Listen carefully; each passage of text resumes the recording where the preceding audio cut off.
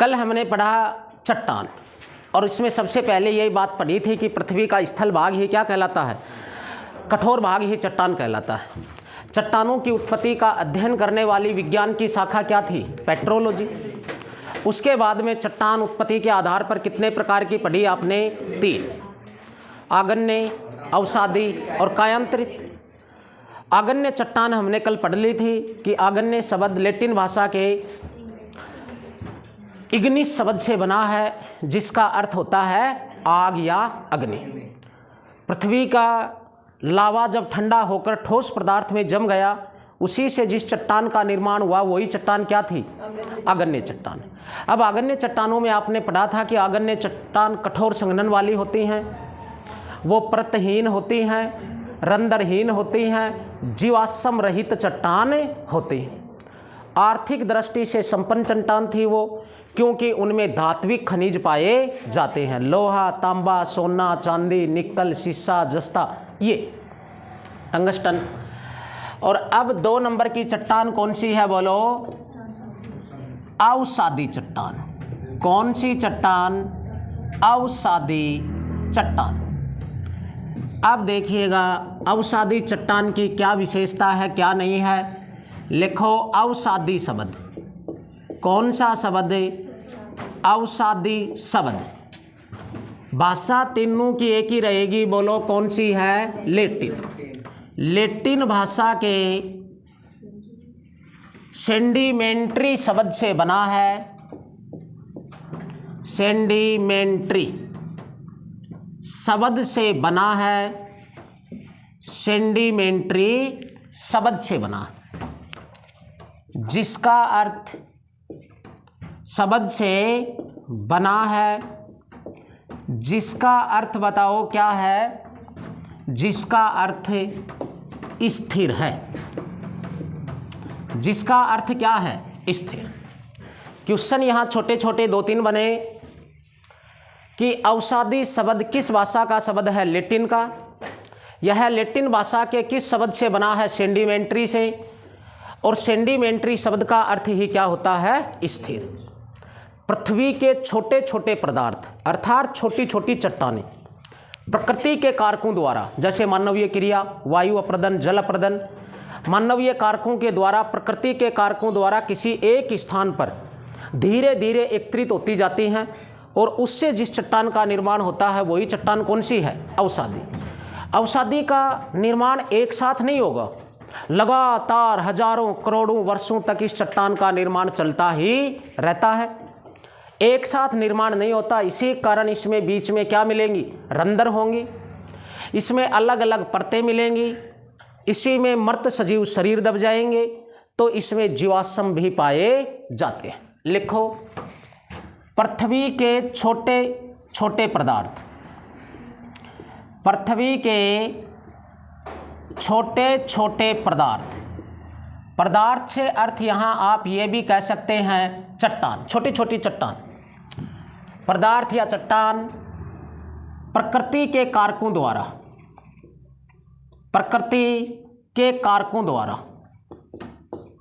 प्रकृति के कारकों द्वारा, कारकों का मतलब है मानवीय क्रिया हो, वायु अप्रदन हो, जल अप्रदन हो, या अन्य कोई कारण, प्रकृति के कारकों द्वारा एक स्थान पर एकत्रित होते रहते हैं, एकत्रित होते रहते हैं, होते रहते हैं, और उससे कौन सी चट्टान का निर्माण होता है, अवसादी चट्टान का निर्माण होता है। आगन्य चट्टान का निर्माण एक साथ हुआ था, ज्वालामुखी लावा एक साथ होकर ठंडे ठोस पदार्थ में बदल गया, लेकिन इसका निर्माण लगातार चलता रहता है, इसी कारण इसमें परत होंगी, बीच में रंध्र होंगे, जीवाश्म पाए जाते हैं। लिखो यह परतदार रंध्र युक्त चट्टान, रंध्र युक्त व जीवाश्म युक्त चट्टान है। जीवाश्म युक्त चट्टान है। जीवाश्म युक्त चट्टान है। इस चट्टान में अलग अलग परतें मिलेंगी। जैसे आप मिट्टी की खुदाई करते हैं तो क्या इस मिट्टी का निर्माण एक साथ हुआ है? नहीं, लगातार इसका निर्माण होता ही रहता है, चलती रहती है। जब मिट्टी खोदते हैं, आप गड्ढा करते हैं तो उसमें देखते हैं कहीं थोड़ी लाल मिट्टी, कहीं भूरी, कहीं काली, कहीं पीली, तो उसका निर्माण एक साथ नहीं हुआ, अलग अलग हुआ, तो उसमें अलग अलग परतें बनी। साथ में उस मिट्टी में बीच में आपको किसी पशु पक्षी मनुष्य की हड्डियां भी दबी हुई मिल सकती हैं। उसके बीच में दो बड़ी चट्टान जम गई तो बीच में खाली जगह भी रह सकती है। तो ये परतदार चट्टान है, बीच में इसमें रंध्र दरारें मिलेंगी। ये रंध्र युक्त चट्टान है। मर्त सजीव शरीर इसमें दब जाते हैं, वनस्पति, पेड़ पौधे, पशु पक्षी। तो ये क्या है? जीवाश्म युक्त चट्टान है। और जीवाश्म ऊर्जा खनिज कौन से खनिज थे? कोयला, पेट्रोलियम, प्राकृतिक गैस, ये जीवाश्म ऊर्जा खनिज ही तो हैं। और जीवाश्म ऊर्जा खनिज अवसादी चट्टान का उदाहरण है। सबसे बेस्ट क्वेश्चन इसका यही है, कोयला, पेट्रोलियम, प्राकृतिक गैस किस चट्टान में मिलती है? बोलो कौन सी है वो चट्टान? अवसादी। क्यों? कि इसमें मर्त सजीव शरीर दबते चले जाते हैं। लिखो, इसमें शैल, चूना पत्थर, बलुआ पत्थर, कमजोर पत्थर होता है ना वो बलुआ पत्थर, नमक,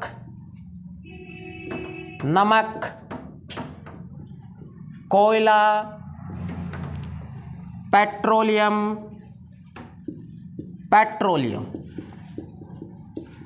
प्राकृतिक गैस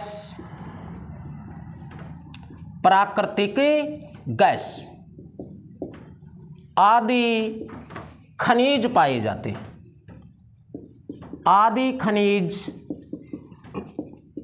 जाते हैं। नमक भी एक खनिज है। इसमें शैल पत्थर, चूना पत्थर, बलुआ पत्थर, नमक, कोयला, पेट्रोलियम, प्राकृतिक गैस, ये तीन विशेष याद रखेंगे। कोयला, पेट्रोलियम व प्राकृतिक गैस, ये अवसादी चट्टान की उदाहरण है। एक साथ इसका निर्माण नहीं होता, हमेशा इसका निर्माण चलता ही रहता है। छोटे छोटे पदार्थ, कोई चट्टान एक जगह एकत्रित होते रहते हैं किन्हीं कारणों से, और उससे इस चट्टान का निर्माण होता है।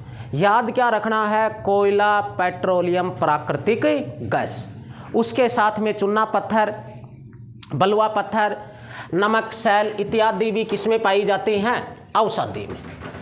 अवसादी का अर्थ ही है स्थिर रहना, किसी एक स्थान पर एकत्रित होते जाना।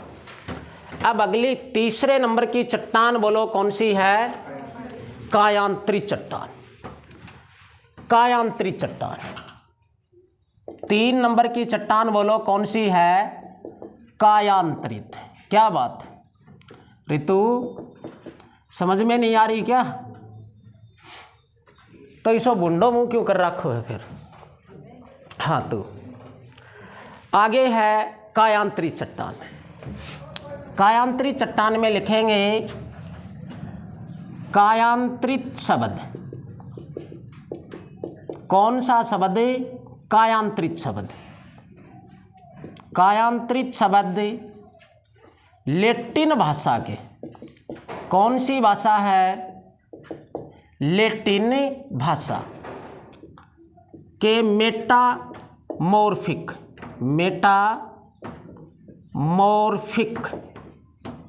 शब्द से बना है। किस शब्द से बना है? मेटामॉर्फिक शब्द से बना है, जिसका अर्थ रूप परिवर्तन है। जिसका अर्थ क्या है बोलो? रूप परिवर्तन। तो कायांतरित शब्द का अर्थ क्या हुआ? रूप परिवर्तन।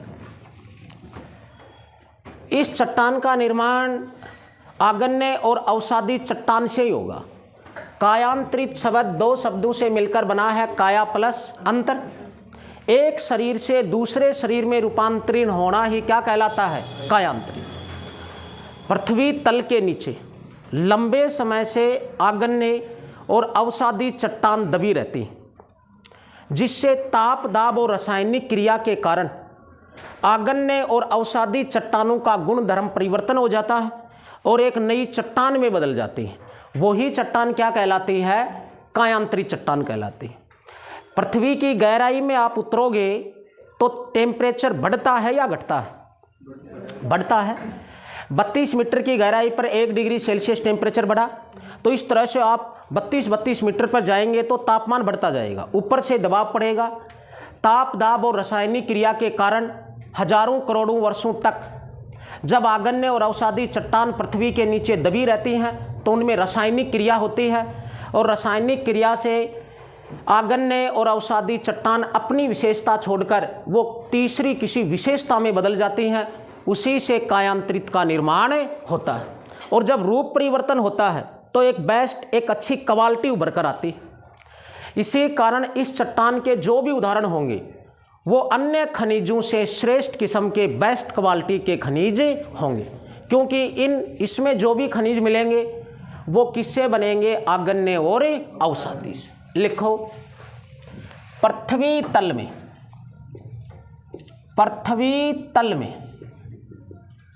लंबे समय तक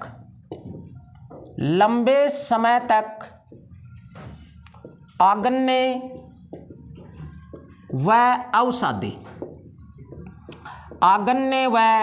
अवसादी चट्टानें, पृथ्वी तल में लंबे समय तक आगन्य व अवसादी चट्टान दबी रहने से ताप दाब व रासायनिक क्रिया के कारण ताप दाब व रासायनिक क्रिया के कारण उनके गुण धर्म में किनके गुण धर्म में? आगन्य और अवसादी चट्टानों के गुण धर्म में परिवर्तन हो जाता है और एक नई कायांतरित चट्टान का निर्माण होता है और एक नई कायांतरित चट्टान का निर्माण होता है। इस प्रकार से आगन्य और अवसादी चट्टान से ही क्या बन जाती है? कायांतरित चट्टान। जैसे सैल से बन जाएगा स्लेट पत्थर। अब इसके उदाहरण कौन कौन से हैं? सैल अवसादी का उदाहरण था और सैल से क्या बन गई यहाँ? स्लेट पत्थर। स्लेट पत्थर से एक अच्छी क्वालिटी का है, तो सैल से किसका निर्माण हो गया? स्लेट पत्थर का। उसके बाद में आप लिखेंगे बलुआ पत्थर से क्वार्टरजाइट का निर्माण। बलुआ पत्थर से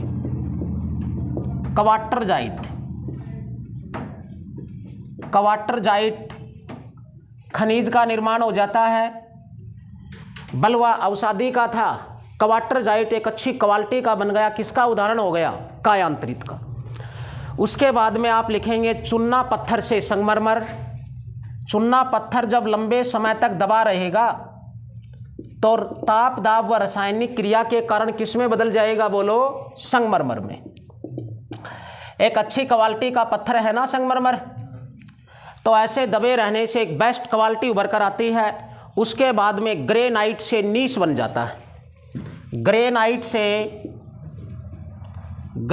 से क्या बन जाता है? नीस। नीस किसका उदाहरण है? अवसादी का उदाहरण है। ये आगे के नाम अवसादी चट्टान के खनिज समझेंगे आप लोग। उसके बाद में आप लिखेंगे बिटुमिन से ग्रेफाइट बन जाता है। बिटुमिन्स से कोयला है, बिटुमिन्स ग्रेफाइट बन जाता है। बिटुमिन से कौन सा खनिज बन गया अवसादी का? बिटुमिन्स खनिज बन जाता। अगर अन्य उदाहरण इसमें देखें तो एंथ्रेसाइट कोयला, एंथ्रेसाइट कोयला, अरे कोयला किसका उदाहरण था? औषधि का। लेकिन कोयला 4 प्रकार का है और उसमें सर्वश्रेष्ठ किस्म कौन सी है? एंथ्रेसाइट है। तो एंथ्रेसाइट इसमें बन जाएगा हीरा। आदि उदाहरण किस चट्टान के हैं? कायांतरित चट्टान के, जैसे स्लेट पत्थर, क्वार्टरजाइट, उसके बाद में संगमरमर, नीस, ग्रेफाइट, एंथ्रेसाइट और हीरा। ये सभी विश्व के श्रेष्ठ खनिज किस चट्टान में मिलते हैं? कायांतरित में। अच्छी क्वालिटी की वस्तु कम ही मात्रा में उपलब्ध होती।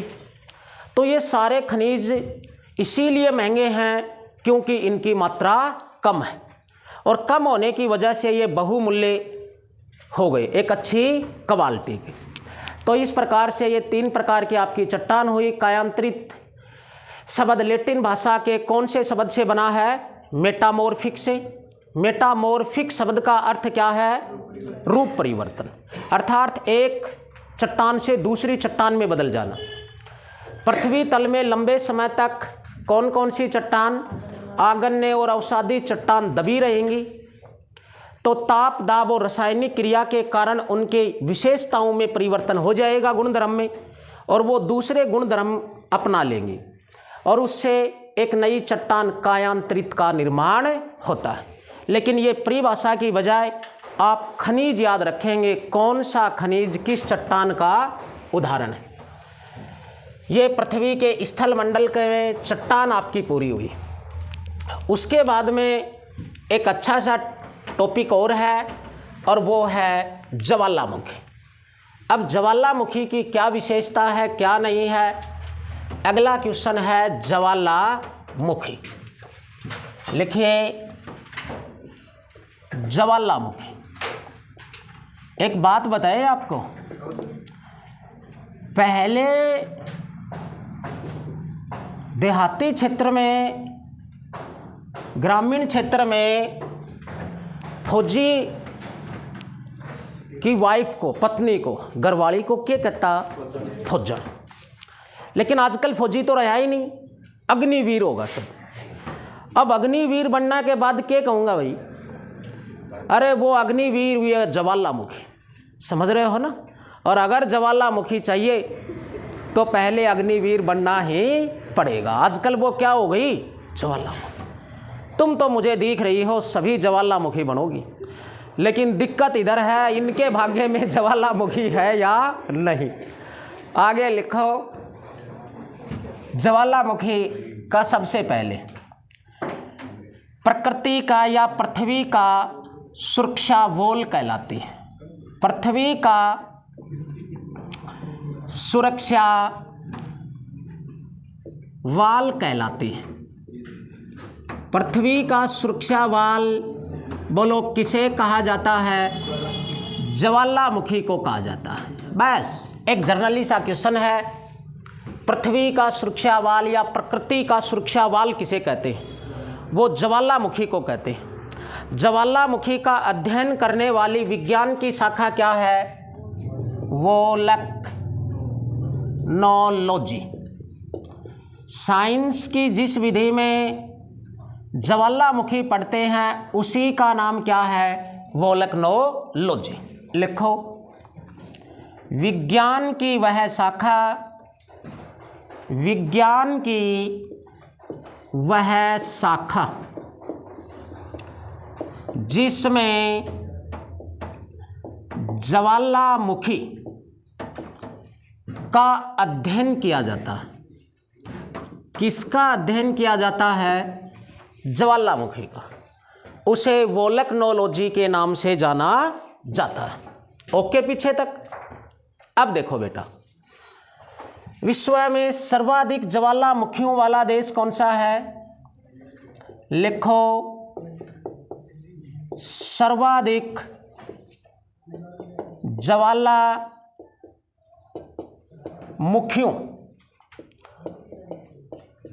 वाला गांव नहीं,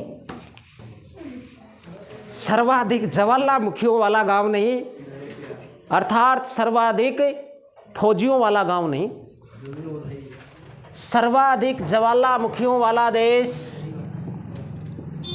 इंडोनेशिया। बस बस बस डटा रहो। सर्वाधिक ज्वालामुखियों वाला देश कौन सा है? इंडोनेशिया।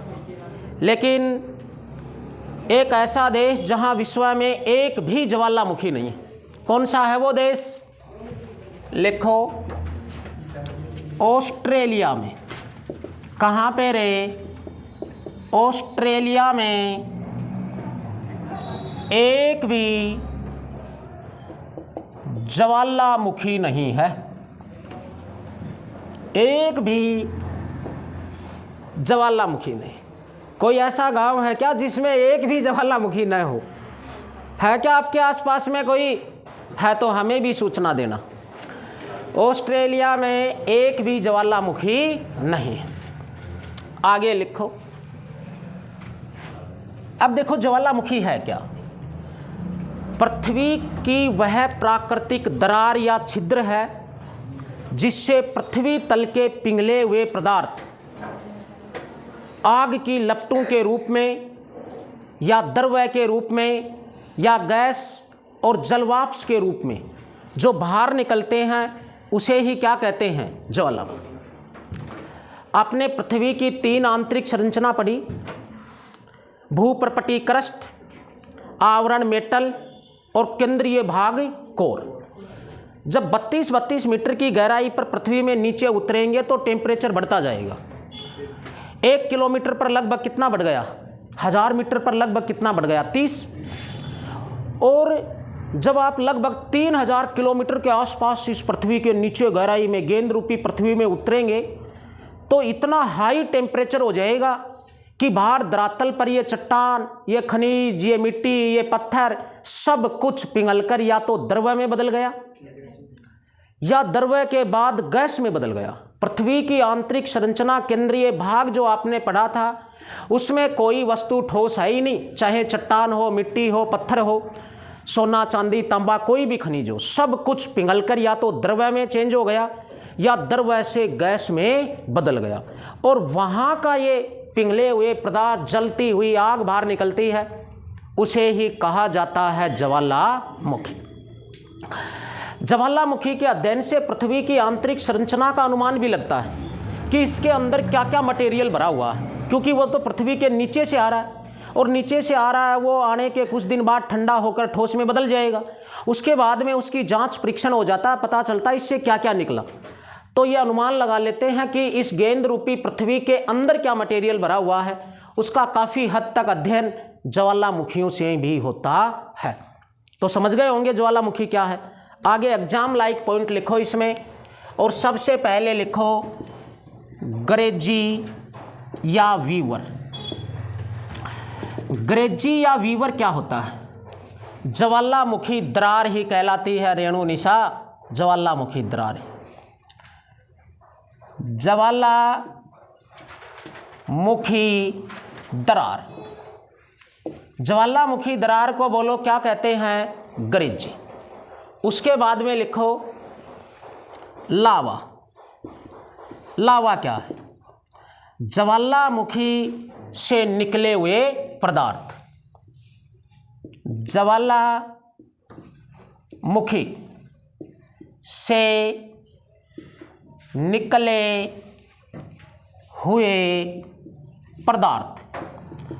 ज्वालामुखी से जो भी पदार्थ निकलते हैं, चाहे जल हो, जलवाष्प हो, गैस हो, या जलता हुआ कोई आग की लपटें हो, या कोई द्रव्य पदार्थ हो, लेकिन वो सब आग की चिंगारी के रूप में निकलेगा, जलता हुआ पदार्थ होगा ये, वही क्या है? लावा। आगे लिखेंगे मैग्मा। मैग्मा क्या है? जब ये लावा, कौन सा लावा? ये ज्वालामुखी वाला, धरातल पर आने से पहले पृथ्वी तल के नीचे रहता है, तब इसे मैग्मा कहा जाता है। लिखो लावा पृथ्वी के अंदर लावा पृथ्वी के अंदर मैग्मा कहलाता है। लावा जब तक धरातल के अंदर रहेगा बोलो क्या कहलाता है? मैग्मा। उसके बाद में आप लिखेंगे सिंडर। अगला पॉइंट क्या है बोलो? सिंडर। देखो ये लावा आज जो बाहर निकला, ये कुछ दिन बाद पृथ्वी पर बाहर आकर ठंडा होकर वापस ठोस पदार्थ में जमेगा कि नहीं? उसे ही नाम मिला है सिंडर। अब सिंडर की कई आकृतियां बन जाएंगी। कोई तस्तरी नुमा जम जाएगा पिघलकर आगे बहकर, समझते हो ना? कोई प्याले नुमा, कटोरी नुमा, कोई लहरदार रूप में, कोई गहरी खाइयों में। तो इसकी अलग अलग आकृतियां बनेंगी, इससे पठार बनेगा। कहने का अर्थ ये है क्योंकि इसके नीचे चट्टान खनिज पिघल कर आएंगे और यह सारा पेस्ट एक साथ ठोस होकर जम जाएगा, तो उससे क्या बनेगा? पठार बनेगा। तो ये पठार ही क्या है? सिंडर है। पठार का निर्माण ज्वालामुखी से हुआ है, इसी कारण उनमें खनिज पाए जाते हैं। समझ गए? भारत में सर्वाधिक खनिज दक्षिणी भारत में है, क्योंकि दक्षिणी भारत पठारी है और वो ज्वालामुखी लावा से निर्मित है। अब इसकी अलग अलग आकृतियां बन जाएंगी, जैसे कैथोलिथ, बेथोलिक, फेकोलिथ, नाम सुने होंगे ना सर? तो अब पूछ ले कैथोलिथ बेथोलिथ का संबंध किससे है? भूकंप से, ज्वालामुखी से। ऐसा क्वेश्चन हो तो किससे होगा? ज्वालामुखी से। सिंडर के आगे लिखेंगे जब लावा धरातल पर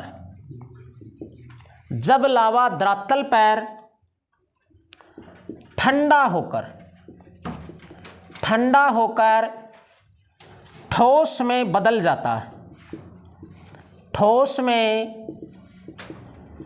जाता है, तब सिंडर कहलाता है। तब क्या कहलाता है? सिंडर कहलाता है। पठार बनेगा इससे। इसकी अलग अलग आकृतियां होंगी, लेकिन वो आप रहने दो, बस इतना यहां तक याद रखो। उसके बाद में आप यहीं पर ही एक शब्द और लिखेंगे और वो लिखेंगे करेक्टर झील। अब झील कई प्रकार की होती हैं। जिस प्रकार से लेगुन है, समुद्री तट पर समुद्री जल से निर्मित झील ही क्या होगी? लेगुन, जो खारे पानी की होगी, क्योंकि उसमें जल समुद्री का आएगा, लेकिन झील तो है। ऐसे ही करेक्टर एक झील होती है, लेकिन ये कैसी झील होती है? लिखो ज्वालामुखी मुख पर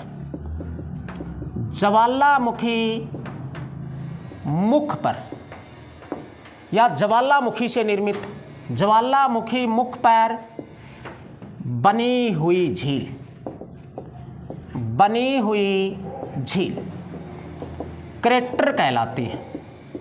क्या कहलाती है? करेक्टर कहलाती है। करेक्टर झील कैसी झील है? ज्वालामुखी से निर्मित या ज्वालामुखी मुख पर बनी हुई झील ही क्या है? करेक्टर झील। अब यहां दो क्वेश्चन याद रखने हैं। विश्व की सबसे बड़ी करेक्टर और भारत की सबसे बड़ी करेक्टर। लिखो विश्व की सबसे बड़ी करेक्टर, विश्व की सबसे बड़ी करेक्टर। और विश्व की सबसे बड़ी करेक्टर बोलो कौन सी है? टोबा झील।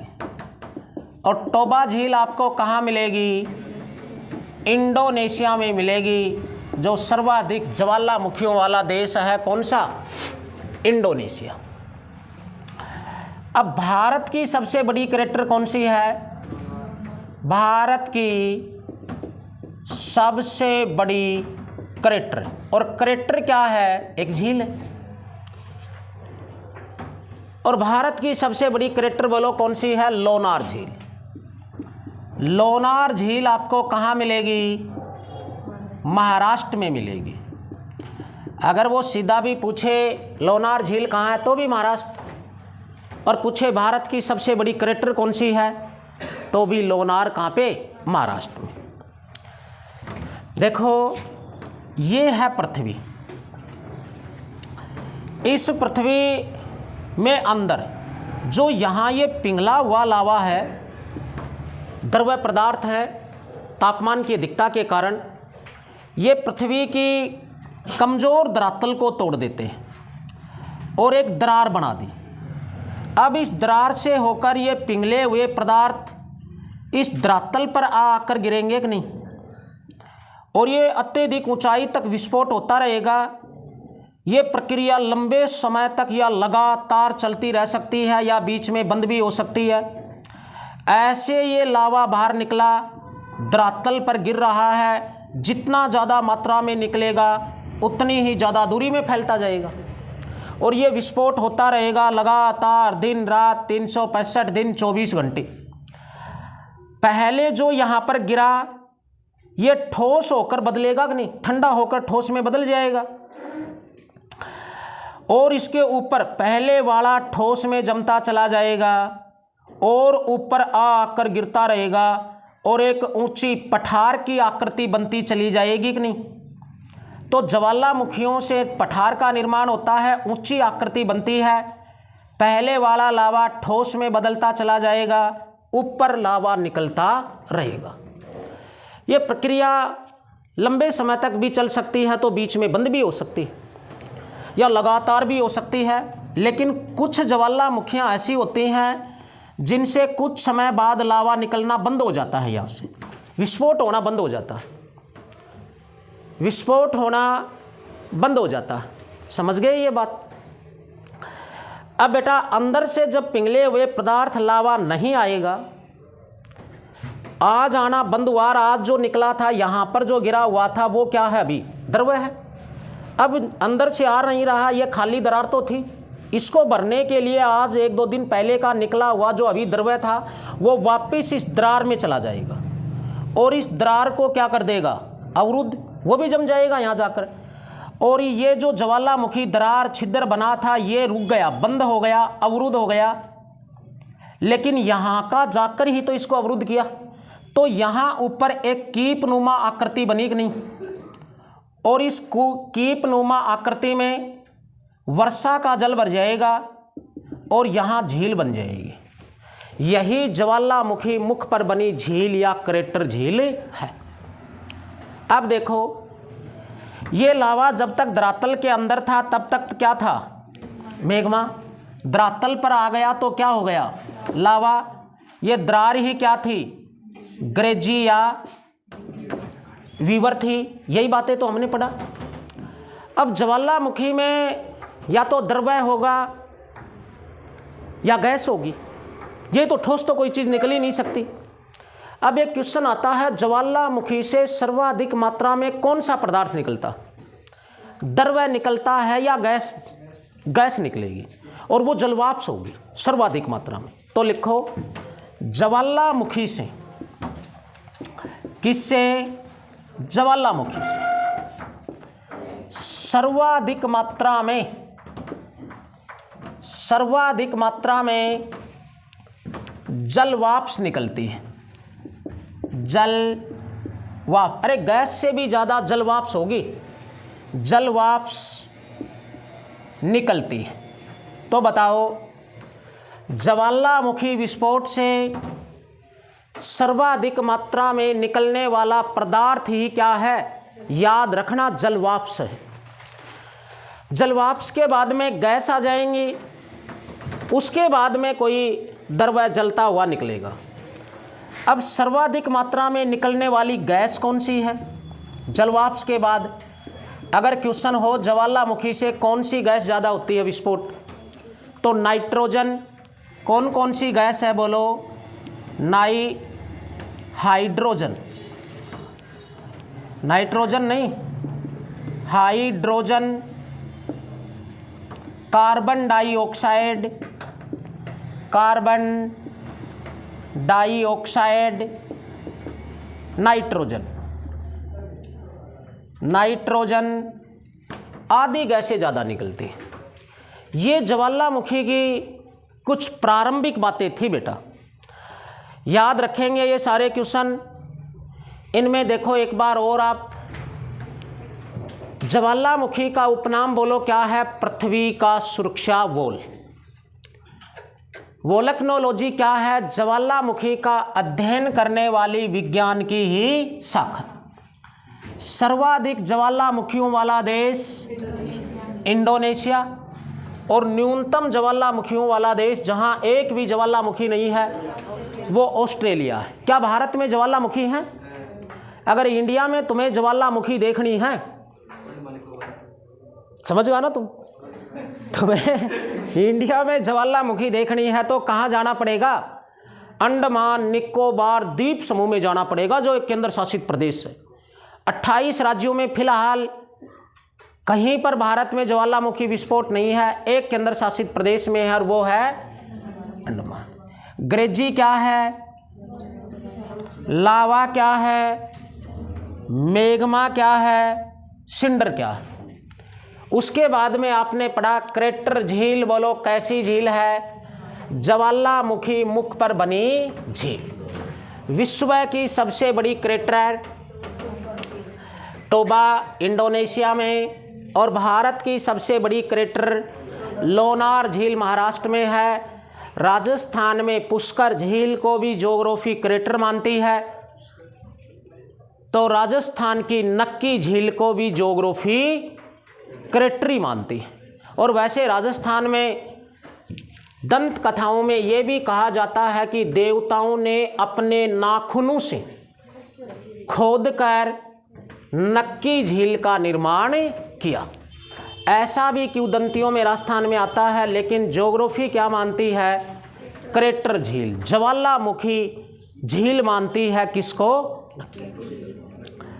अब बेटा उत्पत्ति के आधार पर ज्वालामुखी कितने प्रकार की होंगी? 3 प्रकार की।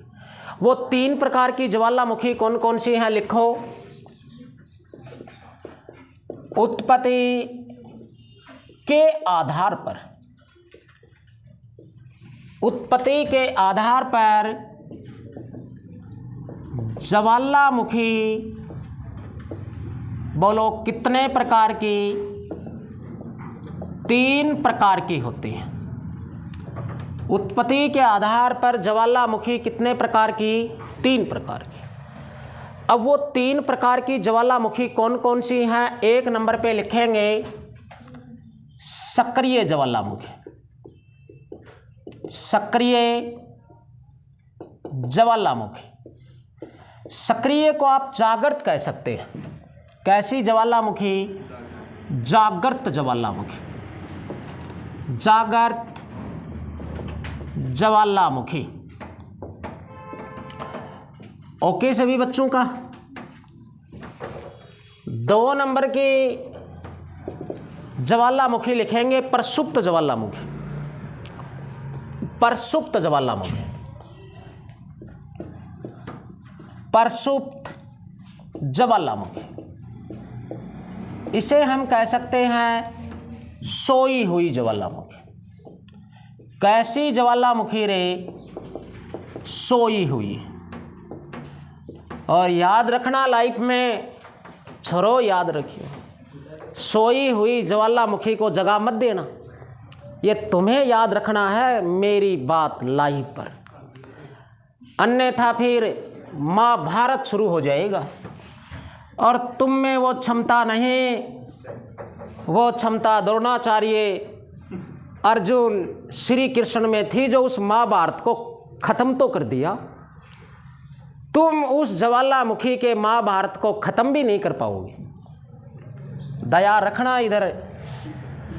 3 नंबर पे है सुषुप्त ज्वालामुखी, मतलब है मर्त ज्वालामुखी। यहाँ से कुछ शांति मिली, मर्त ज्वालामुखी। अब देखो बेटा, एक बार क्या हुआ, टीवी चल रहा था, एक छोटा बच्चा था 4-5 साल का, वो देख रहा था बैठा बैठा, उसमें रामायण चल रही थी, नाटक था। रामायण में अचानक से उस बच्चे के सामने शूर्पणखा आ गई। बच्चे बड़े जिज्ञासु होते हैं बेटा, बच्चे की जिज्ञासा शांति नहीं होती, उसे करना पड़ता है। वो एक आंसर बताओगे आप, वो पूछेगा ये क्या है, ये क्या है, ये क्या है, कोई ना कोई उसको शांत करना पड़ता है।